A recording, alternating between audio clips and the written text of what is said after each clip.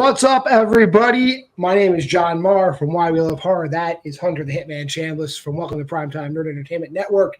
And it is your horror headlines for the week of May 16th, 2024. Let's start right at the top. Hunter, how you doing?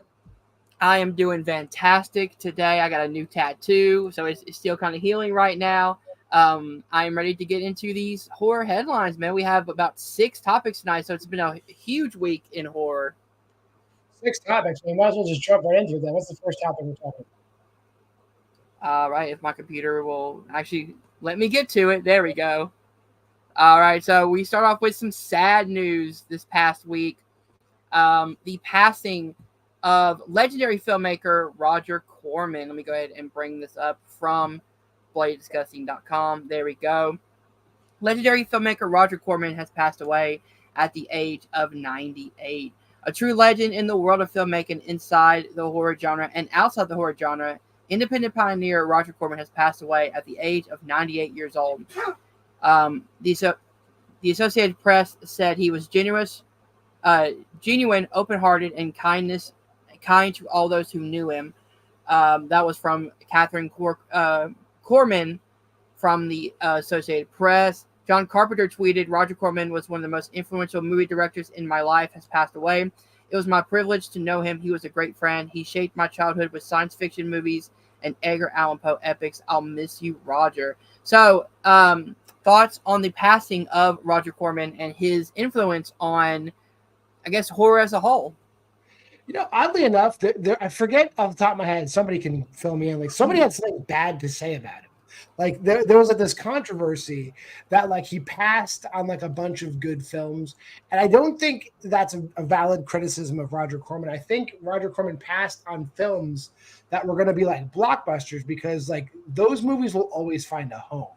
And Roger Corman was the type of guy who like wanted to promote, you know, B movies basically. Like he wanted to breathe life into movies that we're not going to be blockbusters. Like if you look at his filmography, it's a lot of like campy, enjoyable movies that are lower budget movies that probably otherwise would never have gotten made. So I think Roger Corman would make three okay movies at the expense of making like one good movie. And you know what? All said and done, you know, almost made it to 100 years old. His legacy spans back to like the 50s. Like you can't knock this guy. No, not at all. I know he was a producer, I believe, on Chopping Mall, which is one of my favorite like B-level horror movies. And the great thing about Corman was that he was somebody that, as you said, was really into B-level horror movies and horror movies that had such a small budget, but when they came out, they would make double their profit because they made it for pennies on the dollar. Yeah. Which is what people like A24 and Blumhouse have been doing. So he was kind of the pioneer of taking these small budget horror movies, giving them a theatrical release, and then having them make money because they were such low cost to make with them. So his influence is still seen in movies like from A24 and from Blumhouse as a whole. I think the person it's coming back to me now. I think the person who had something negative to say about him was like Paul Schrader. And like Paul Schrader made a bunch of great movies. Like, I mean, Paul Schrader should just be happy that his ideas and projects he was involved with were literally such great ideas that Roger Corman didn't need to get involved. Like, and like that's like a blessing. Like Roger Corman was like an angel investor. So if you had a great idea that was going to get picked up by like a Warner Brothers or like an MGM, why would you criticize Roger Corman? Like it's a silly fight to pick when the guy's in the ground. You know what I'm saying? It's really a bad fight to pick. Yeah, and I don't know why he's going after Corman in this way either. Like I didn't hear about this till you just brought it up, but like legends in Hollywood, like a John Carpenter, have come out and said that he was an influence on them because of these smaller horror movies that someone like a Carpenter would watch and would get influenced from. I know he did the original that musical. Why am I Little Shop of Horrors from the 50s. I know he directed that one, which I haven't watched. I watched the 80s version. I really like that one, so I may go back and try to rewatch it. Um, but I don't know how you can say anything bad about a guy who really promoted lower budget horror movies, especially in a day where studios are spending too much on movies that they are becoming box office bombs because they put too much money into their product when they don't need to. This is Paul Schrader's exact quote on I think it must be on Facebook or Twitter. He put, Roger Corman, let's not too sentimental about Corman. Even in my exploitational extremes, I couldn't interest Corman in my scripts. Rolling Thunder began at AEP but moved on to 20th Century. Roger wouldn't touch Blue Collar even with Pryor, and as soon as they could, Coppola, Scorsese, and Demme all moved away from AIP. Roger was better hyping his rep than at making good films or supporting good filmmakers. I think that's an incredibly, as much as I like Paul Schrader's movies, that's an incredibly tone deaf statement to imagine that directors like Francis Ford Coppola, who we probably shouldn't talk about, but like Martin Scorsese, who we can talk about, and Jonathan Demme, who we can talk about. Like, these are people that I'm going to stress it again. You didn't need Roger Corman. Roger Corman needed. There were people that needed his help more than the Scorseses of the world, and then the Paul Schraders of the world. Like, so, and to wait until after he's dead is just like a really shitty thing to do. Like, as great as the movies Paul Schrader made are, what a shitty thing to say. You know, I don't even know who that is if I'm being honest. More of like a 70s kind of like on the edge of A-list, B-list movies. He did that movie Hardcore and a bunch of other movies. A lot of like seedy, like all those seedy 70s movies, there's a 50-50 shot Paul Schrader. Okay. But also a lot of things that, you know, a lot of people aren't mentioning, and maybe they are, I just haven't been seeing it, is that the type of people that he, I'm not going to say founded, but like gave a spotlight to, like a Barbara Crampton, who was in Chopping Mall and now is in a lot of these, you know, low budget horror movies, but she's everywhere. She's constantly working. I mean, she was recently in Terrifier 2. So these people that are usually getting their shot more than likely were in a Corman production. 1000%. If you go all the way back to like the 60s, like his version of Little Shop of Horror, Jack Nicholson was in. What? I did not know that. The original Little Shop of Horrors that Corman did, like, Nicholson plays the role that Bill Murray plays in the 80s version. Oh my God, I gotta watch this. Yeah, so like everybody worked with Corman at the stage in their career that they were supposed to work with him. He was an institution. So yeah, I can't criticize anything he did. No, me neither. So what are some of your favorite Roger Corman movies? So they can be ones he's produced, ones that he's directed. You go back to the early part of his career, just like all the stuff he did, like with Vincent Price and stuff. Like that's all like that's legendary. That's like even better. Like even when you talk about like what Roger Corman is supposed to be, like he's supposed to be this B movie like superstar. If you go back to like the early part of his career and you just look at all the work he did with Vincent Price, like that is not, those are not B movies, not at all. So just pick one of those, like, you know, Theater of Blood or like any of those movies. Fantastic movies. Like I'll say that straight up. Let's go with that. That's I'm going to point to that one, and of course Carnosaur. But those two, there we go. We're done.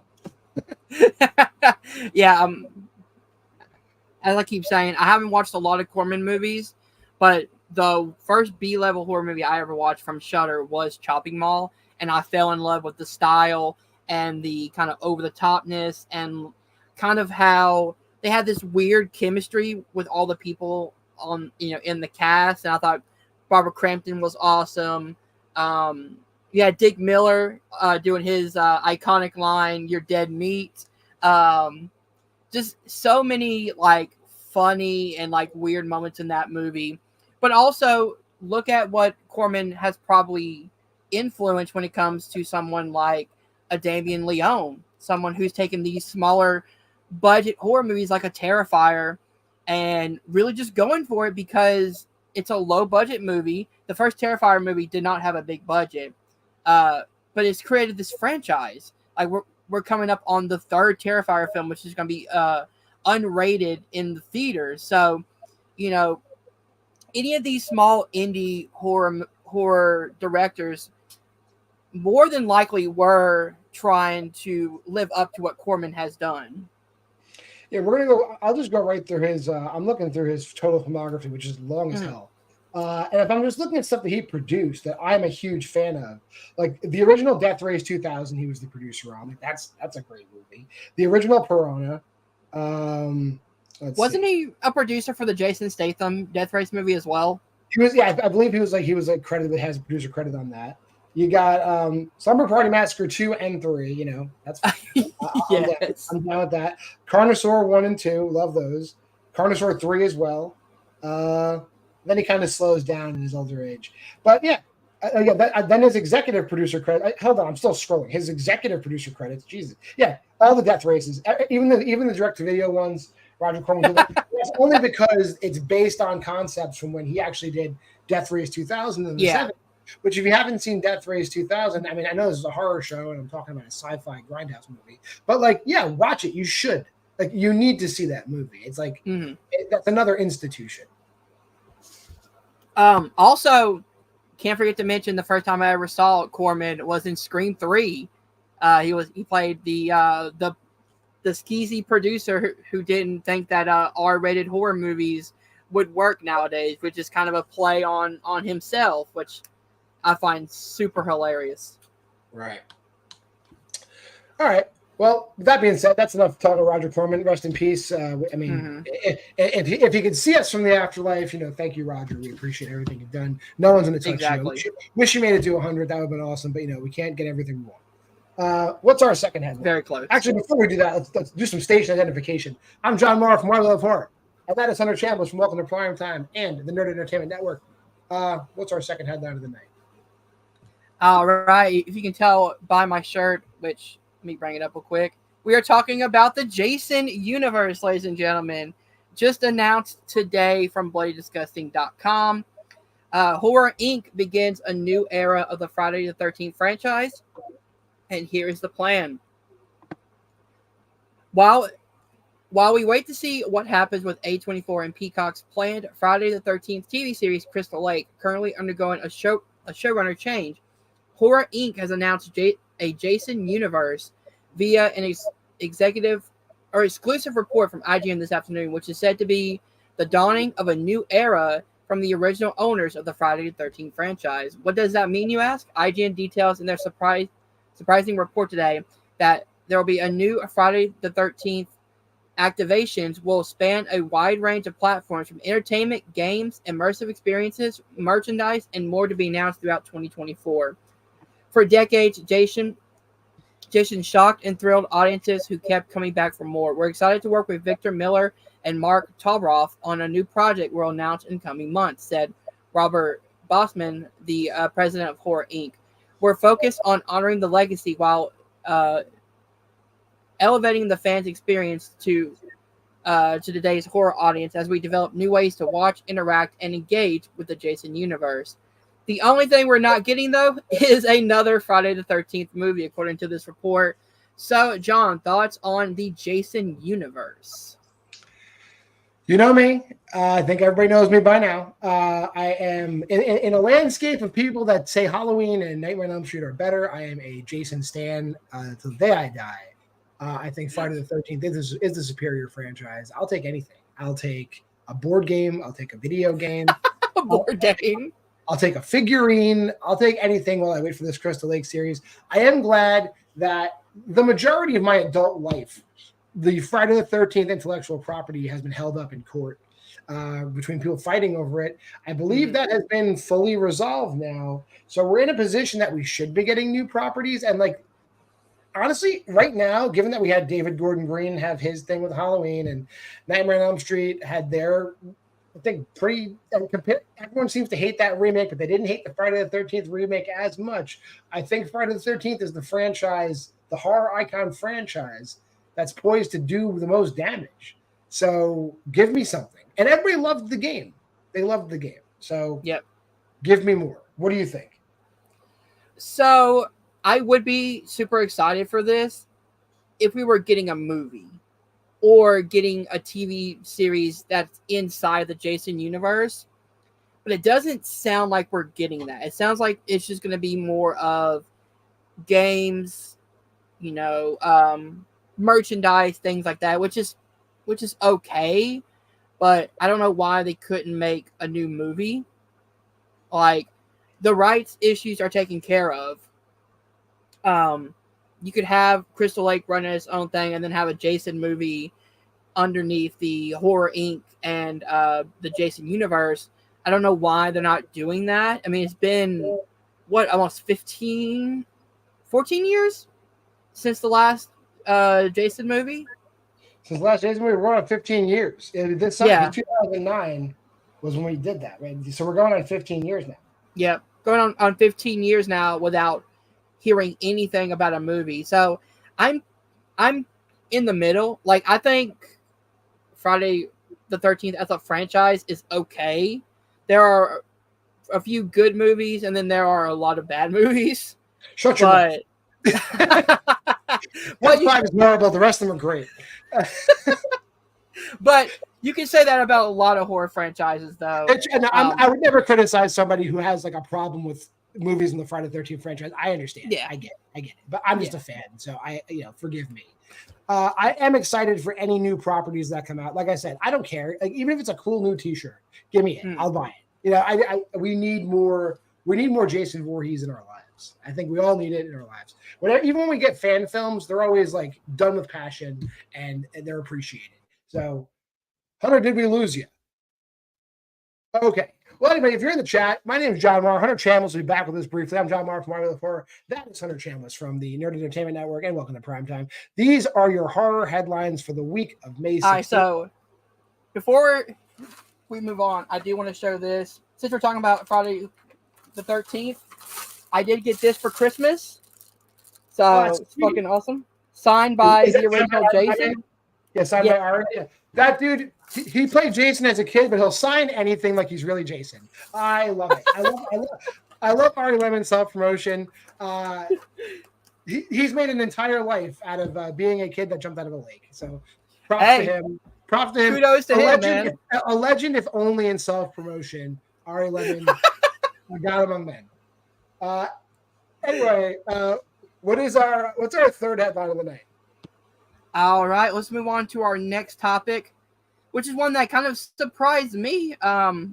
We're getting a brand new I Know What You Did Last Summer movie coming out next year. So it says, I Know What You Did Last Summer, brand new movie releasing in summer of 2025.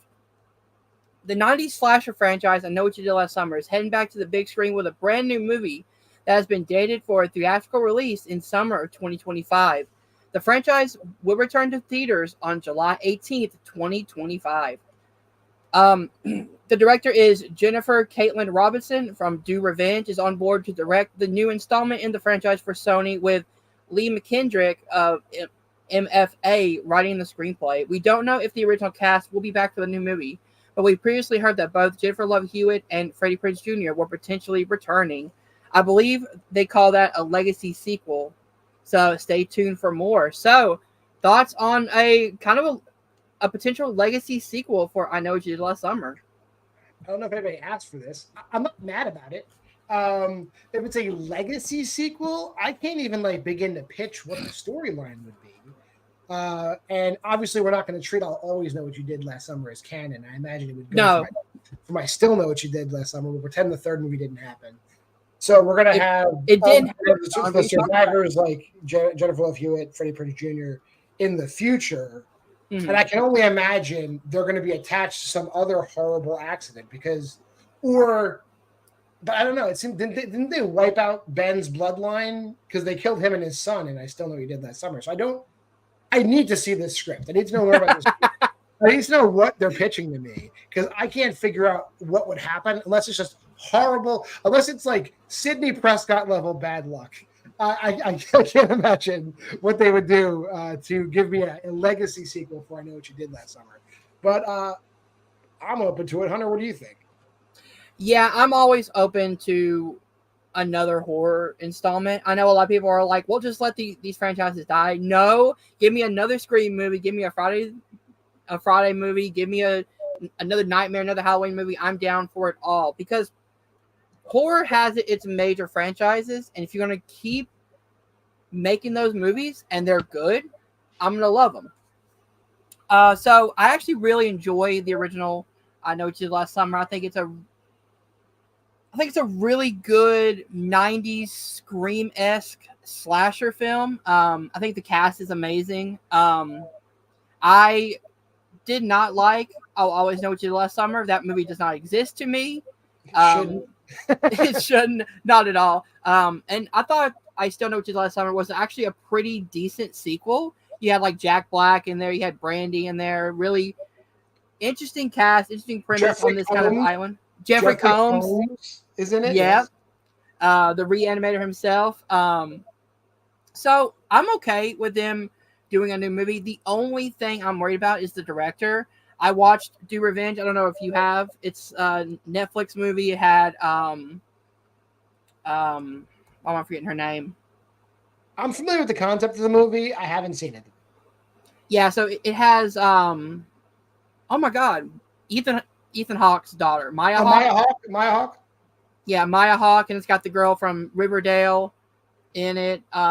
It was an okay movie. The direction was probably the worst part of it. Yeah, but I will say the ideas and the kind of shots that she did use were actually pretty interesting. So I'm interested to see what they're gonna do with that. Did the news article attach a studio to it, or is it still just like a developmental contract stage? Like, do we know? I think I said for Sony. Oh, well, then, I mean, she's going to get support. I mean, she'll be fine.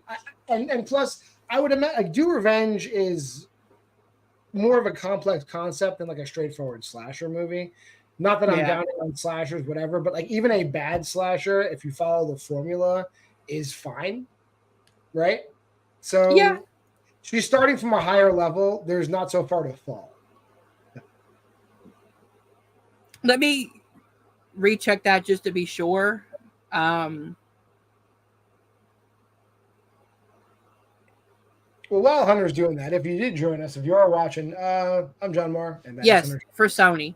All right, so Sony, their recent track record has not been great, but I'm willing to give it a shot. And like everybody, whatever. Like how many times have I let Blumhouse have a shot this year? Like so, like that is fair. Willing to have studios have another shot, and Sony is Sony, so they should be fine. Also, a cool thing is that in Do Revenge, there was a principal played by Sarah Michelle Gellar. So if she does return, then it's her working with the same director again from Do Revenge. Well, then there's a good shot she's coming back. She's not doing much at the moment anyway. All right, what's our fourth headline? I know we got 6 tonight. What's our fourth headline of the evening? A movie I am looking forward to, especially after seeing the trailer. Halle Berry in Alexander Aja's apocalyptic horror film Never Let Go has a trailer that released, I believe, yesterday. I saw it twice today. It played before I saw the TV Glow, and it played before The Strangers Chapter 1. So I've seen that trailer twice today. Nice. Originally announced last year under the title Motherland, the next film from director Alexander Aja, High Tension, Hills Have Eyes, Piranha 3D, and Crawl is now titled Never Let Go. And Lionsgate has released an official trailer for it this morning. Never Let Go arrives in theaters on September 27th, 2024. The premise for this one looks to be similar to films like A Quiet Place and Bird Box, centered on a small family unit struggle to survive within a world gone to hell. There's a whole lot of snake-like imagery in the first look trailer. And then, here we go. Academy Award winner Halle Berry is leading the film's cast with Percy Diggs IV, Last Days of the Palm Leaf Gray, and Anthony B. Jenkins of Florida Man will star alongside Berry in Never Let Go. So, thoughts on the trailer and the premise of Never Let Go? Having seen the trailer, then also having lived in this year where I've seen every horror movie that's come out in theaters and having seen Arcadian, this feels like Arcadian. I mean, not that Arcadian was a movie that like blew the doors off of anything, but like a parent living with their 2 sons in a post-apocalyptic world where there are creatures outside of the house that will kill you is the plot to Arcadian. However, there's a lot going for this movie. Like they're really banking on Halle Berry. Like every promo is like Academy Award winner Halle Berry. I do believe they were also saying Academy Award winner Nicolas Cage. So it's side by side. And in this movie, they're tied to their house with ropes, which is like a cool little thing. It's like you have to, as long as you're attached to the rope and you don't go beyond the length of the rope, you're safe. The child actors look competent, which is very important. Like all the scenes I saw in the trailer, those kids looked like they were acting their asses off, so that's good. I don't know if that's a sign of it. Well, I don't know. Has Alexander Aja worked with children? In Mirrors, yeah. Okay, so he has worked with child actors before. So that could be him. I don't know. Or it could just be that these kids are really good. Or it could be that Halle Berry is a great mentor role model for these children. Probably all three. Yeah, having seen the trailer, having read the press for Never Let Go, no red flags for this guy yet. I do think it will be better than Arcadian, but that is a very low hurdle to clear. It's like a medium-sized hurdle to clear. I think it will be better. I'm very excited for this movie. I absolutely love Crawl. I think that movie was surprisingly really good because I had no expectations for it going into the theater to see it, and I really loved it. I like the premise of this, and I think they're going to lean more into the element of, is Halle Berry's character telling the truth, or is it that she's just going crazy? Almost like a 10 Cloverfield Lane situation? Yeah. I got that too from the trailer. From the trailer, you get the feeling that it might be a 10 Cloverfield Lane situation. Which is awesome because I love that movie. And the whole idea of like, is John Goodman telling the truth, or is he just an insane psychopath, was really well done. And I love horror movies that seem to take place in one location, because then you really have to rely on the tension building, and you can't really use the big monster effects to kind of look over the script issues. So I'm really excited for this film. This looks like it's a little more than a single location thing going by the trailer, because those are long ass ropes. And they're going all over the place. Like you see a bunch of different locations, and it looks. I wonder if it's a location that's like right around where the house is. I want to say like, what was that movie? Like it's like a compound level. Like they're not going very far unless there's like some scene where they're going to cut the ropes and take off. That's what you're going to get. All right. So, do you think that the threat is real, or do you think that she is just crazy? In the trailer, the only person who you see the creatures is Halle Berry's character. The kids are all like flinching and acting like they're going to get attacked, but you never see the creatures with the children, which does lend more to your theory. Like, is the mother just crazy and she's projecting her psychosis onto the children, which that's been done before, but like not well and not in recent memory. So like I'm into that. Or is the threat real? Is it a 10 Cloverfield Lane situation? Also into that. So it'll remain to be seen, and we'll know soon enough what the movie's all about. If you're just joining us, I'm John Marr from Our Little Horror. That's Hunter Chambliss from the Nerd Entertainment Network, and welcome to Primetime. We were just discussing Never Let Go. The trailer dropped recently. I've seen it more than twice today already. And the Halle Berry vehicle, if you had any opinions on that, feel free to drop it in the chat. Otherwise, Hunter, what is our fifth topic of the night?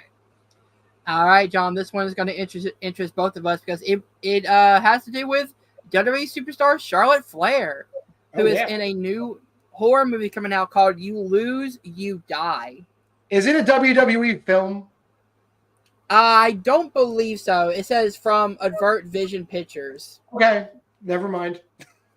An upcoming horror movie from Advert Vision Pictures, You Lose, You Die, will star Freddie Rodriguez, VHS 85, and WWE superstar Charlotte Flair. Deadline reports today. Carlos Spef TV Sares wrote the screenplay and will direct. No idea. Deadline. I have no idea who that is either. You Lose, You Die follows a psychopathic tech expert, Dr. Fantic, played by Rodriguez, who runs a popular show on the dark web with two other psychopathic tech experts, Miss Perfect, played by Charlotte Flair, and Mr. Creep, played by Anthony Alvarez. On the show, thousands of viewers vote on games and challenges for prisoners to participate in. If the prisoner loses, viewers vote on the weapon the psychopaths use to kill them.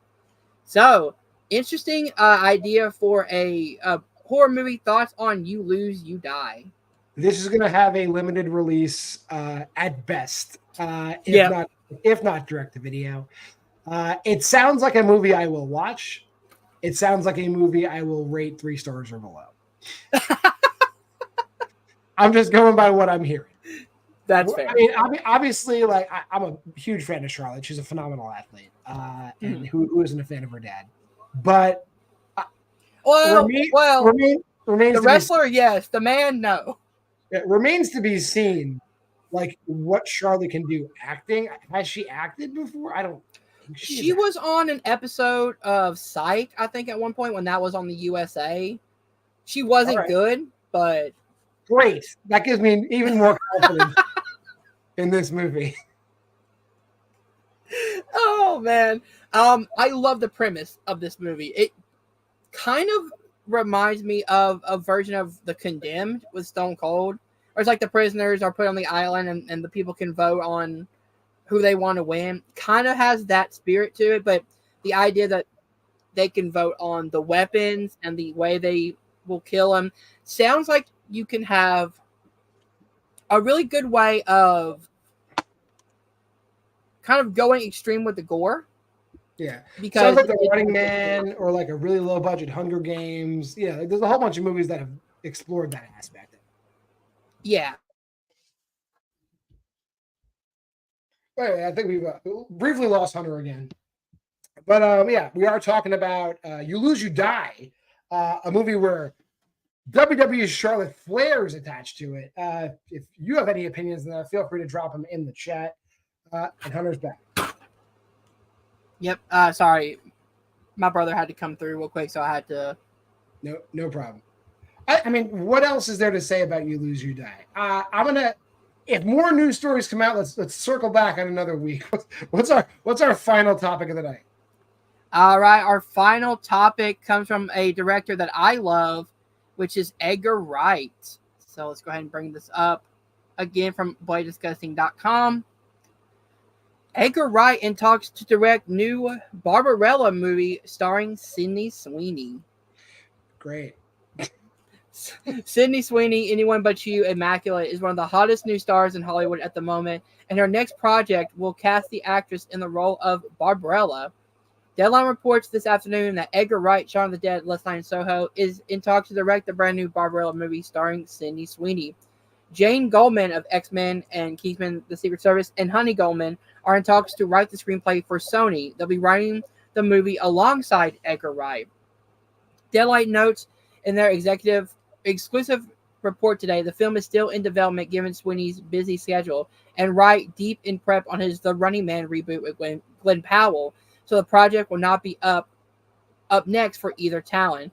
Barbarella began its life as a French comic book from creator Jean-Claude Forest, which was later adapted into a 1968 feature film starring Jane Fonda as the title character. In the original movie, in the 41st century, an astronaut partakes in sexy misadventures while trying to stop an evil scientist who threatens to bring evil back into the galaxy.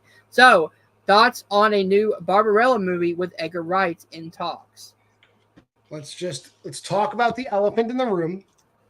This seems like an excuse to have Sydney Sweeney running around in a fur bikini for 90 minutes. I am not opposed to that. I don't think anybody's opposed to that. But, I was under the impression that after Immaculate, not that Sydney Sweeney needs to constantly do dramatic roles, but I was feeling that she wanted to get away from kind of like exploitational roles. And Barbarella is basically, it's not like a hardcore 70s exploitation movie, but it's right in the same league, But if she does it, she does it. It's her career. Again, whatever. I just had a feeling she wanted to get away from roles like this. But to work with Edgar Wright is a thing on its own. And I imagine Edgar Wright is not going to take a quasi B movie like sex romp slant to Barbarella. He might actually take it seriously. Mm-hmm. Knows. And if we get Baby Driver action in there, I'm all for it. Yes, and that's one thing I am super excited for. Is one, I love Sydney Sweeney. I've loved her since oh my god, my brain is fucking scattered. Euphoria. Yeah. I loved her in Euphoria. The one thing I'm super excited for is Edgar Wright is writing the script to this. He's not just directing, or might be directing. He's also on tap to write the script. And Right. Edgar Wright scripts are always tight. They're always something interesting, something really fun, or something really thought-provoking that you can really sink your teeth into when he's writing and directing a project. So that gets me super excited for this. Yeah, I mean, I don't think Edgar Wright hasn't made a bad movie. He hasn't. So I wouldn't want Barbarella to be his first bad one. And I mean, and Sydney Sweeney isn't a bad actress either. So like, the only thing that gives me pause is the actual property. It's not anybody attached to it. It's the property, which is a weird thing to say. Yeah. And again, That's not fair. really horror news, but I'll talk about it. So yeah, I didn't know if this counted as horror or not. I put it in there because Edgar Wright was in there. Yeah. But I mean, it's kind of horror. I mean, it's It's like sci-fi. sci-fi, yeah, sci-fi, action, fantasy. If they want to add horror elements to it, why the hell not? Hey, we got a Banana Splits movie. Want to do a Barbarella movie? Let's go for it. That is fair. We did get that indeed. So that's all our news topics for the day. Is there anything else you want to bring up? I don't got anybody hanging out in the chat at the moment. I don't think we got anybody hanging out in the chat elsewhere. So we can close it down. Hey, if you are watching this on the replay, thanks for joining us. Go over to Nerd Entertainment Network. Welcome to Primetime on YouTube. Subscribe there. Go to Why We Love Horror on YouTube. Subscribe there. Like, comment, subscribe, and share this video on YouTube. Like it everywhere else. We'll be here every week. We'll be here back on the 23rd, giving you more horror headlines. So until next time, I am Calamity John Mara. That is the Hitman Hunter Jamless. Let's hit him with that outro. All right, guys. Remember, stay scared.